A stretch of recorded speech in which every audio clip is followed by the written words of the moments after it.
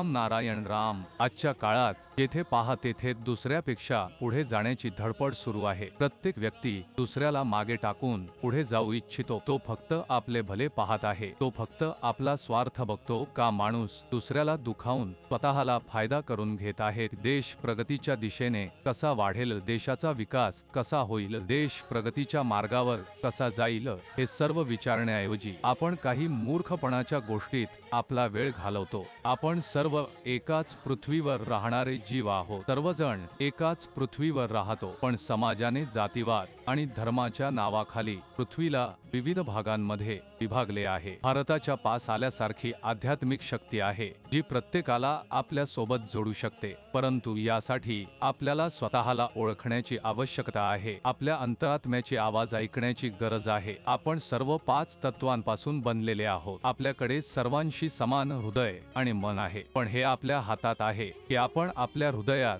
आणि मनात सकारात्मकता ठेवू की नकारात्मकता। आपण एकमेकांचे भले करण्याचा हेतू ठेवतो की वाईट करण्याचा।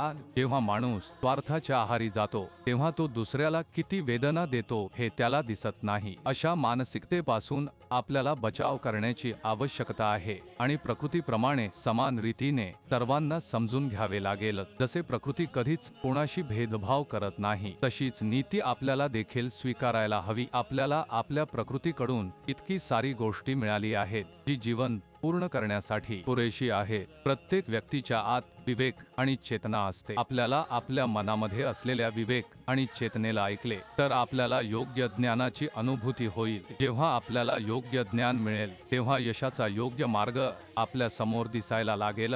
मग त्या मार्गावर चालत आपल्याला ते सर्व काही मिळेल ज्याची आपल्याला कल्पनाही केली आहे। या जगात जे काही आहे ते सर्व आकाशाचे देणं आहे, कारण आकाशातूनच ऊर्जा मिळवून प्रकृतीची निर्मिती झाली आणि त्यातूनच आपली निर्मिती झाली आहे। विचार करा, आपल्या आणि आपल्या सभोवतालच्या प्रत्येक व्यक्तीच्या जीवनात जर प्रकृती नसेल तर आपण एक श्वास देखील घेतल्यास काय होईल? आपण तिच्याशिवाय जिवंत राहू शकतो का? आकाशातच सर्व नक्षत्रे आणि तारे आहे। सूर्यापेक्षा कितीतरी मोठ्या नक्षत्रांचा समूह आकाशात आहे। सृष्टी निर्माण झाल्यावर ती अणु इतकी होती, पण हळूहळू सृष्टीचा विकास झाला आणि ती विशाल झाली। आकाशाच्या ऊर्जापासूनच आपला मस्तिष्क, आपला विवेक निर्माण झाला आहे। हा विवेक आणि चैतन्यच आपल्याला जीवन जगण्याची योग्य पद्धत सांगतो। आपला विवेक आपल्याला वेळोवेळी सावध करतो। जर आपण काही चुकीचे कार्य करत असू तर आपला मन आणि विवेक आपल्याला केवळ योग्य आणि अयोग्य यातील फरकच नाही तर आपला संपूर्ण विकास करण्यासाठी देखील सहाय्यक ठरतो। प्रकृतीच्या बाबतीत बोलताना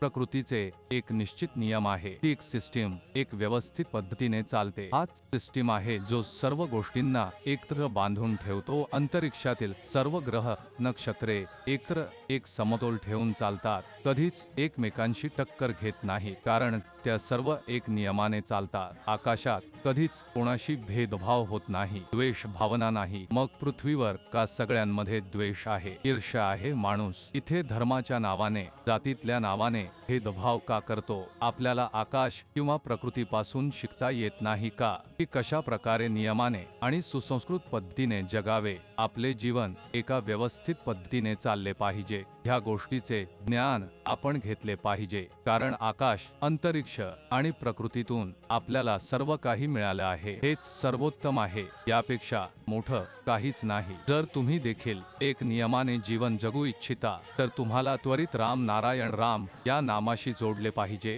हाच तो बीज मंत्र आहे जो तुमच्या जीवनात अर्थपूर्ण बदल घडवून आणतो। आजपर्यंत लाखो लोक या नामाशी जोडून आपले जीवन सुधारले आहे, जीवनाचा खरा अर्थ समजून घेतला आहे। त्यामुळे जेव्हा कधी तुम्हाला वेळ मिळो, राम नारायण राम मंत्र जप करा। हळूहळू हा नाम तुमच्या श्वासासोबत जोडला जाईल आणि तुमच्या प्रत्येक रोमात वास करेल।